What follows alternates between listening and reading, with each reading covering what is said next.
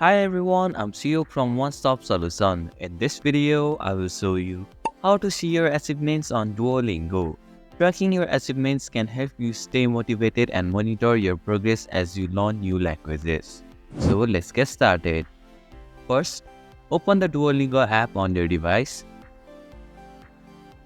Tap on the three dots icon on the bottom right corner of your screen. From the menu, tap on the profile option. In your profile, scroll down until you find the Achievements section. Once you find it, tap on the View All option right next to the Achievements section to see all your achievements.